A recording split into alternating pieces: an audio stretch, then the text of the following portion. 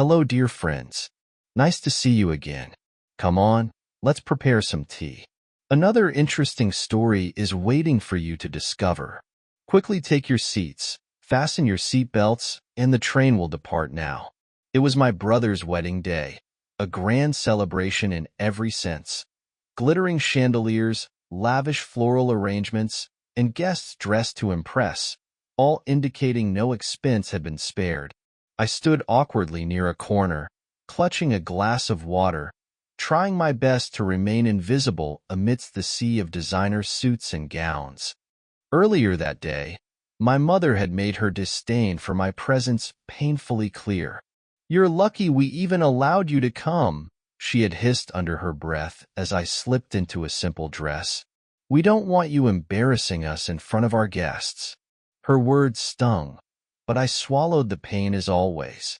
My parents had always been critical, but today, their contempt felt sharper. It wasn't just their disapproval. It was the humiliation waiting for me. The moment came during the wedding toast.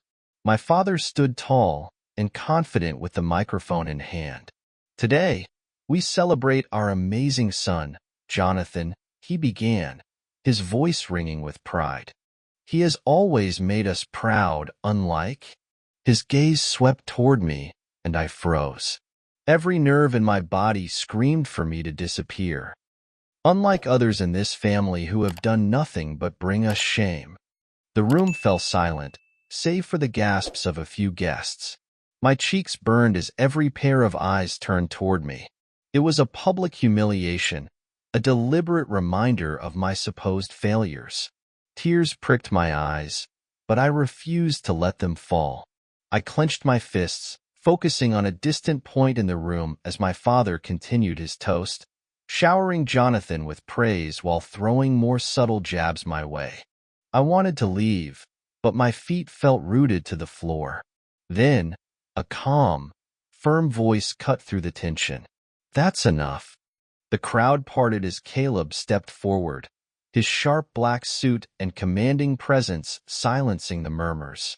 My heart raced as he approached, his jaw set in defiance. "Who are you to interrupt this?" my father demanded, his face flushed with anger.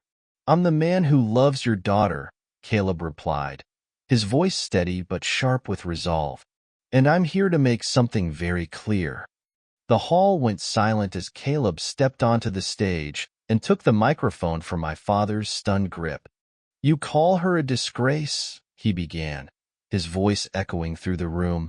"But let me tell you what I see. I see a woman who's strong, resilient, and far better than any of you give her credit for." Murmurs spread through the crowd, but Caleb pressed on. "You belittle her, humiliate her, but you don't see her heart or her kindness. She deserves so much more than this treatment. Frankly, your behavior tonight is more disgraceful than anything you accuse her of."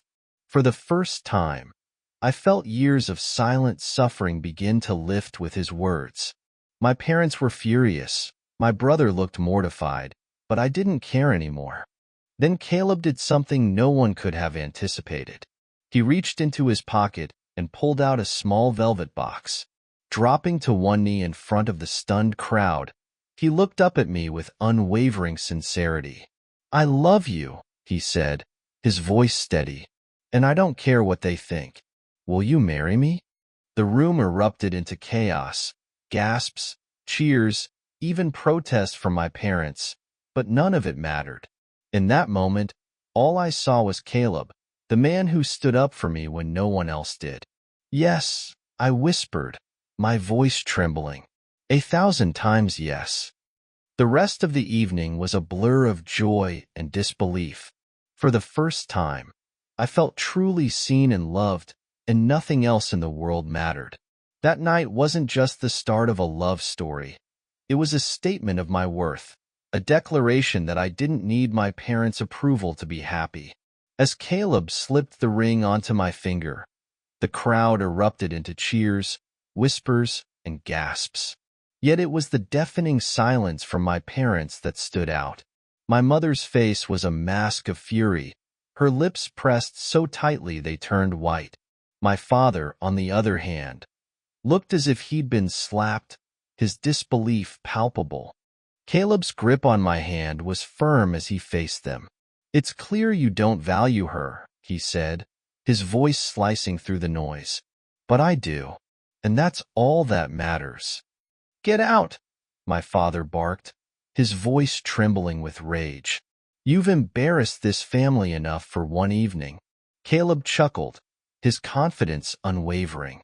"Embarrassed? No, sir. I think you've managed that all on your own. I just gave her what she's always deserved, respect."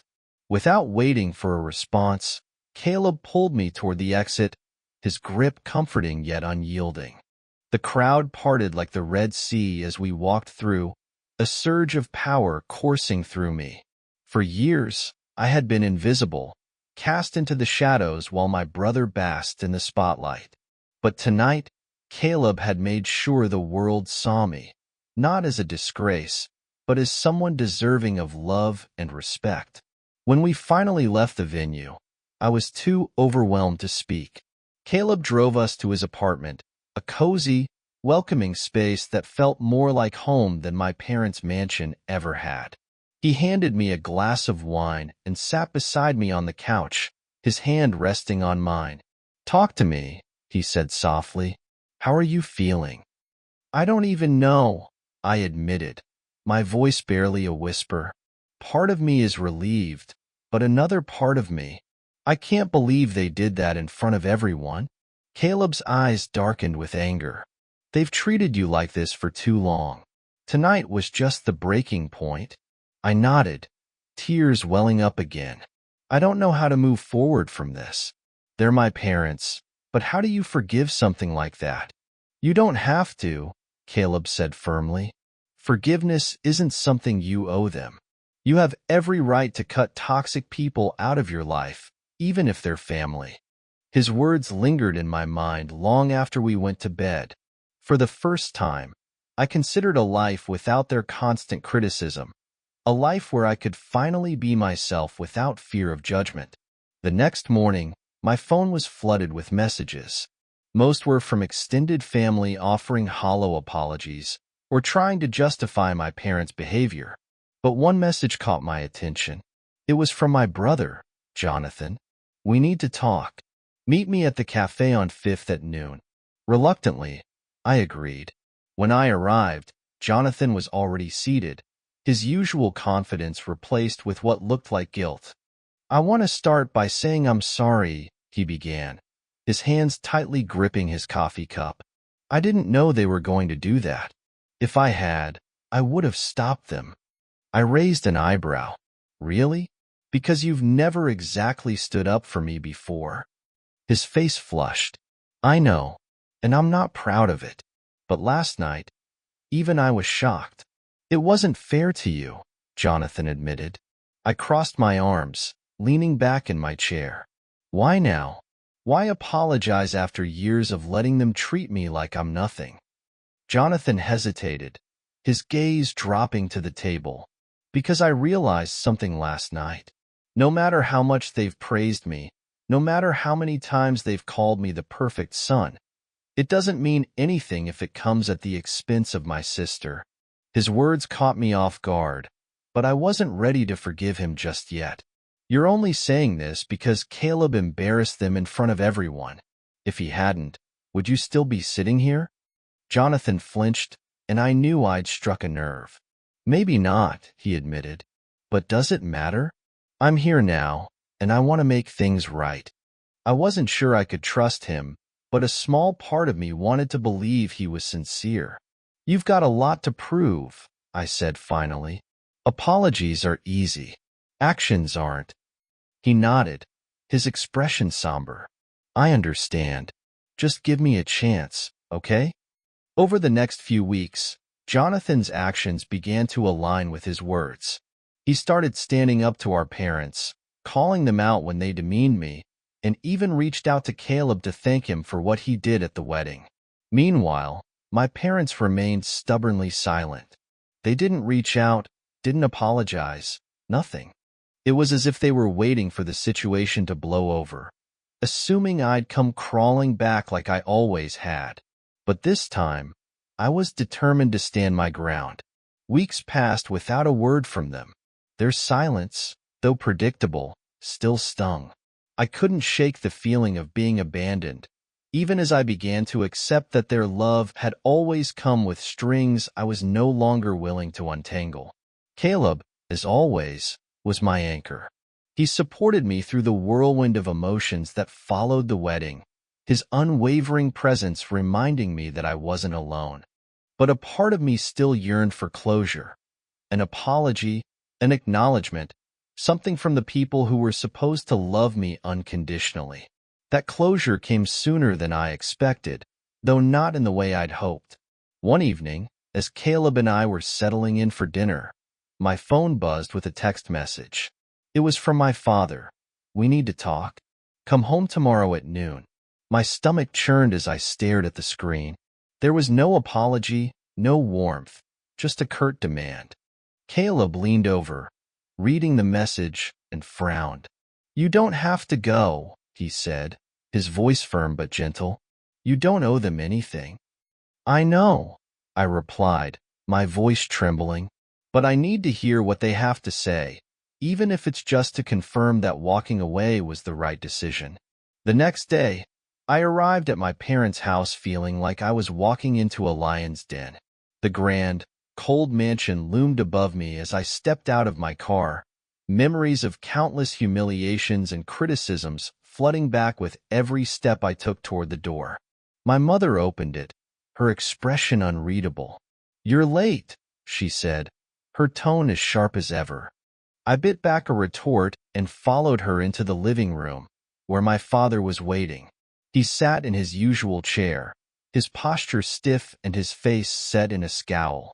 Jonathan was there too, seated on the couch with a wary look on his face. "We wanted to discuss what happened at the wedding," my father began, his tone clipped. "Your behavior was unacceptable." "My behavior?" I blinked, stunned. "Are you serious right now?" I said, my voice rising. "You publicly humiliated me in front of all your guests, and you think my behavior was the problem? You disrespected this family by allowing that man to speak out of turn," my mother interjected, her voice cold. "And then to accept his proposal without even consulting us? Do you have any idea how that made us look?" "Made you look?" I repeated, incredulous. "This isn't about you. This is about how you've treated me my entire life," I said, my voice trembling but steady. "I've been nothing but an afterthought to you, a scapegoat for your frustrations while Jonathan got all the praise." "That's not true," my father snapped. "We've always treated you fairly." I let out a bitter laugh. "Fairly? Is that what you call it? Publicly calling me a disgrace at Jonathan's wedding? That's fair?" To my surprise, Jonathan spoke up. "She's right," he said quietly. "What you did was wrong. You crossed the line." My parents turned to him, stunned. "You're taking her side?" my mother asked, her voice dripping with disbelief.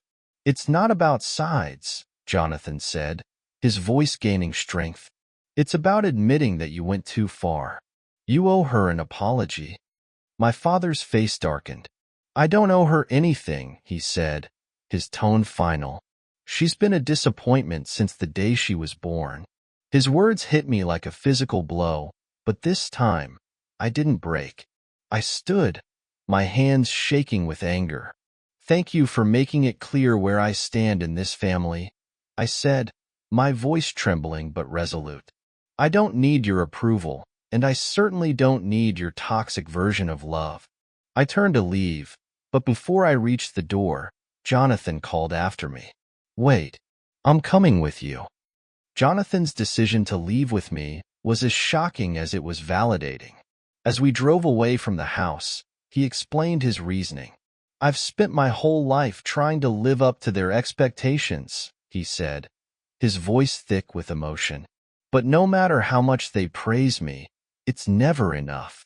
Watching how they treated you made me realize something. This isn't love. It's control. and I don't want any part of it anymore." His words brought a lump to my throat. For the first time, I felt like I wasn't alone in my fight to break free from our parents' suffocating grasp. The weeks that followed were a whirlwind of change.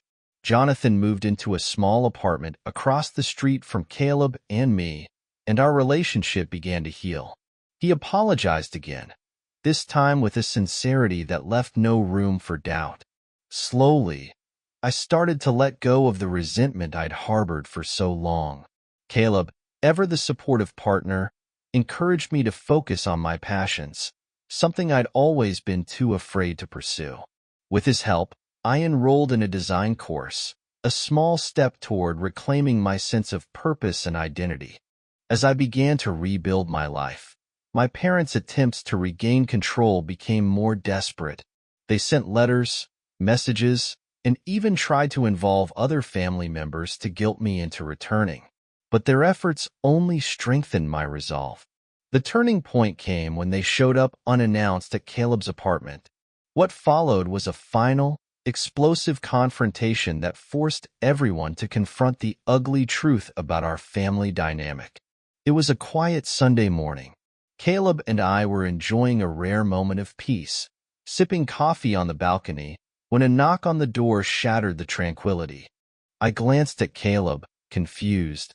We weren't expecting anyone. When Caleb opened the door, there they were, my parents. My father stood rigid, his expression stern, while my mother wore her signature mask of faux politeness. Behind them, 2 large suitcases sat on the ground, making their intent clear. They hadn't come for a casual visit. They were here to force their way back into my life. My parents' unannounced visit had felt like a final attempt to claw back control. "What are you doing here?" I had asked earlier, stepping into the doorway, my voice tight with anger. "We need to talk," my father said, his tone brooking no argument. "You've made some very poor decisions lately, and we're here to fix this mess." Caleb stood beside me, arms crossed, his protective stance unwavering. "She doesn't need you to fix anything," he said coolly. "She's doing just fine without your interference." My mother scoffed, her eyes narrowing at Caleb. "You're the reason she's spiraling out of control," she spat. "You've poisoned her against us." I took a deep breath, steadying myself. "Enough," I said firmly. "If you're here to lecture me or blame Caleb, you can leave now." "We're here because we care about you," my father said, though his tone carried more authority than affection.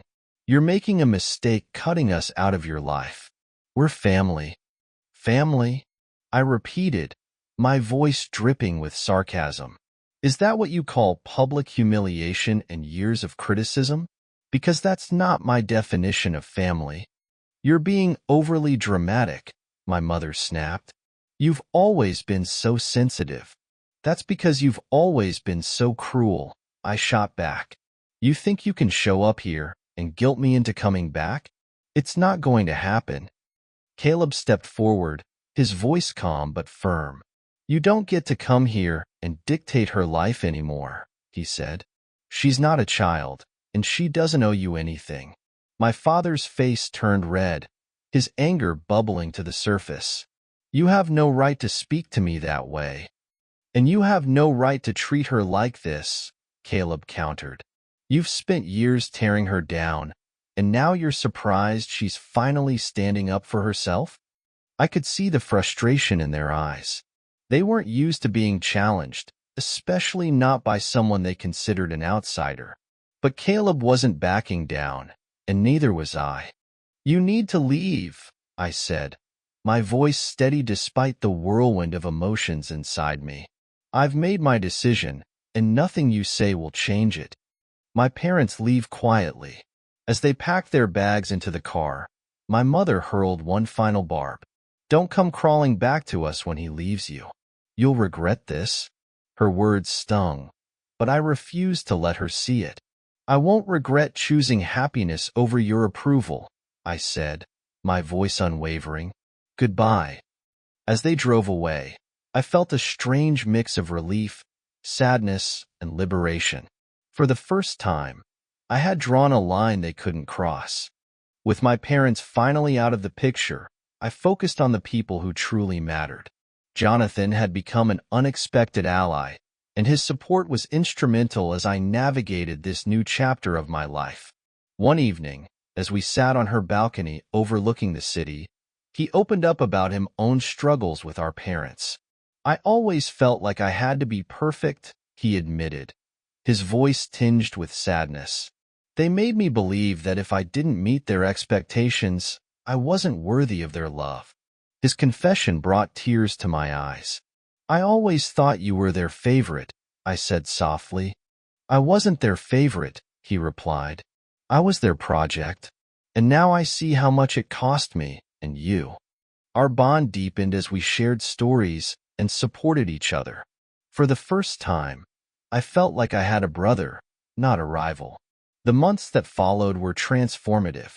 I threw myself into my design course, discovering a passion I never knew I had.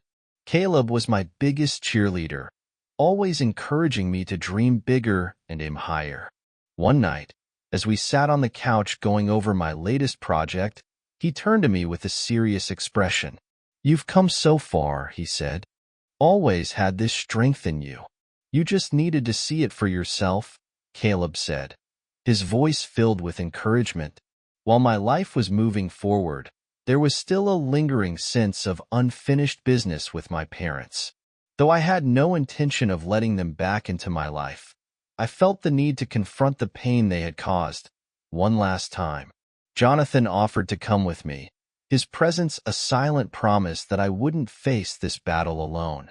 Together, we planned a meeting to finally lay everything on the table. The decision wasn't an easy one. Every fiber of my being screamed to leave the past buried. But I knew I needed closure, not for them, but for myself. We arranged to meet at a neutral location, a quiet cafe far from the familiarity of their mansion. The setting was ordinary, but the tension in the air was anything but. When my parents arrived, their expressions were unreadable, though my father's clenched jaw betrayed his barely concealed anger. We sat down, an uneasy silence stretching between us. Finally, my father spoke. So, what is this about? He asked, his tone clipped. This is about the damage you've done, I said, my voice steady but firm. And it's about letting you know that I'm done being the punching bag in this family. My mother scoffed, leaning back in her chair. Is that what you think? That we've been cruel to you? I don't think it, I replied sharply. I know it.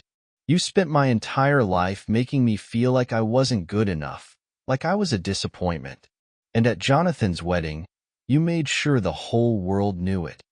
That's not how we saw it, my father said defensively. We were frustrated, yes, but we've always had your best interests at heart. Best interests? Jonathan interjected, his voice incredulous. You humiliated her in front of hundreds of people. How is that in her best interests? My mother's eyes flicked to Jonathan, her surprise evident. You're taking her side? I'm taking the side of what's right, Jonathan shot back. You've spent years pitting us against each other, and I won't be part of it anymore. For a moment, my parents were silent, clearly taken aback by Jonathan's defiance. Then my father leaned forward, his expression softening just enough to seem genuine. We didn't realize you felt this way, he said. We only wanted the best for you. That's not true, I said, refusing to let him manipulate the conversation. You wanted control. You wanted perfection. And when I didn't fit your mold, you decided I wasn't worth your love. My mother's lips thinned, but she didn't deny it. You always misunderstood us, she said finally. We only pushed you because we saw potential. The conversation continued, each word peeling back layers of unresolved pain. Jonathan and I stood united, refusing to let them deflect or minimize their actions. By the end of the meeting, my parents were visibly shaken, their confidence eroded by the weight of the truths we had laid bare. "We're not asking for your forgiveness," I said as I stood to leave. "We're asking for you to take responsibility for what you've done. If you're willing to do that, maybe one day we can rebuild something. But until then, this is goodbye." Walking out of that cafe felt like shedding a weight I'd carried my entire life. For the first time, I felt free, not just from their expectations, but from the fear of losing their approval. Jonathan and I walked in silence for a while before he finally spoke. "That was brave," he said. "I don't think I could have done that without you." "You're stronger than you think," I said, smiling at his. "We both are." The transformation in my life was undeniable. Without the shadow of my parents' judgment looming over me, I threw myself into my work and relationships with renewed energy. My design course became a source of pride, and with Caleb's encouragement, I began freelancing for small businesses, creating logos and branding that allowed me to showcase my creativity. Jonathan, too, was finding her footing. He started therapy, something neither of us had ever considered in a family that viewed vulnerability as weakness. Slowly, he began to heal from the pressures of perfectionism, and our bond grew stronger with each passing day. Surprisingly, the fallout from the confrontation brought unexpected allies. Extended family members who had witnessed my parents' behavior reached out, offering apologies for not stepping in sooner. While their words couldn't erase the past, they served as a reminder that I wasn't alone. One evening, as Caleb and I sat on the balcony watching the sunset, he turned to me with a smile that made my heart skip a beat. "You've come so far," he said, his voice full of pride. "I think it's time we start building our future." I laughed, glancing at the ring already on my finger. "I thought we already were." "I mean officially," he said, pulling out a second ring, a simple band with our initials engraved inside. "Let's set a date." Tears filled my eyes as I nodded. Yes. The announcement of our wedding plans brought a new wave of emotions. While my parents remained distant, Jonathan stepped into the role of maid of honor with enthusiasm, determined to make the day a celebration of love and resilience. The months leading up to the wedding were a whirlwind of excitement, nerves, and unexpected moments of healing. Jonathan threw herself into her role as maid of honor, helping with everything from venue selection to dress fittings.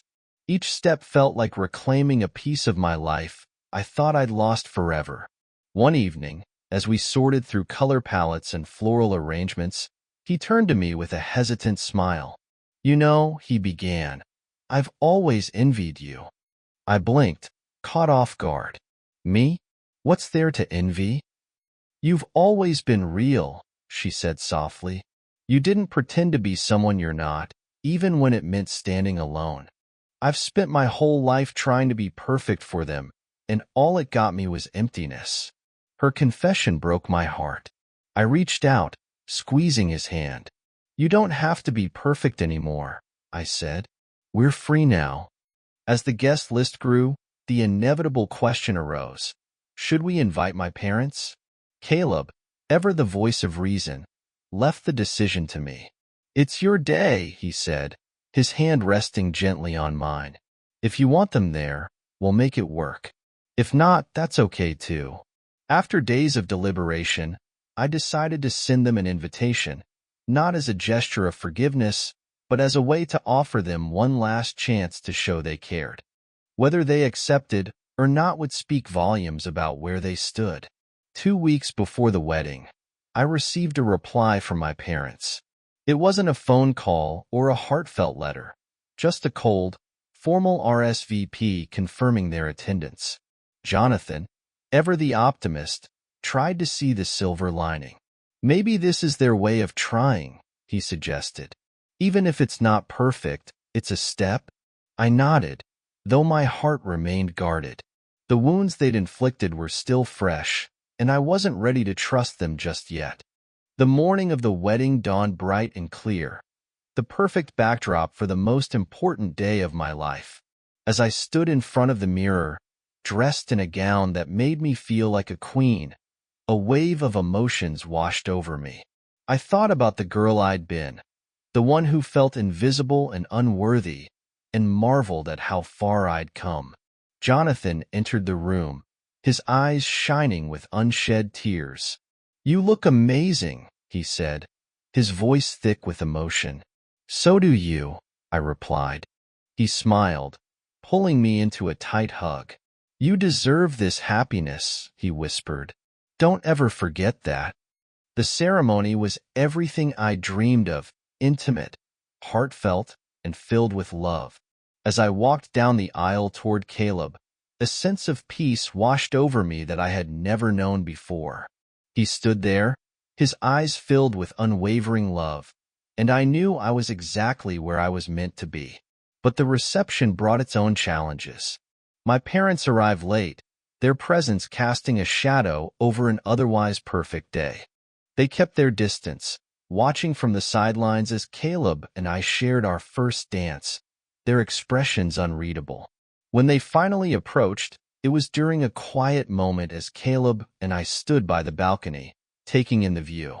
My father cleared his throat, drawing my attention. "You look beautiful," he said, his voice uncharacteristically soft. "Thank you," I replied, keeping my tone neutral.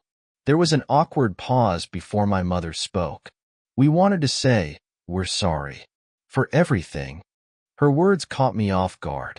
I searched her face for sincerity and saw a flicker of something that looked like genuine regret. "I appreciate that," I said slowly, "but words aren't enough. If you truly want to make amends, it's going to take time and effort." They both nodded, their expressions somber.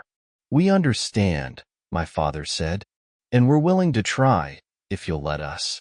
The rest of the evening passed in a blur of laughter, dancing, and heartfelt toasts.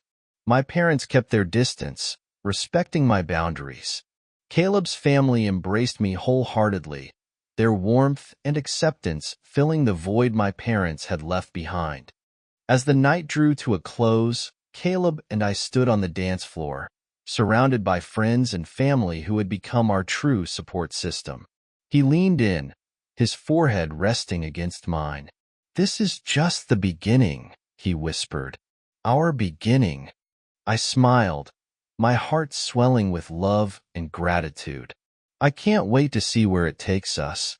And as the music played and the stars glittered above, I knew I had finally found my happily ever after, not just in Caleb, but in myself. Thank you for taking the time to watch today's story. For more meaningful stories, please subscribe to our channel. Your support is a great source of motivation for us. Goodbye and see you again in the next stories.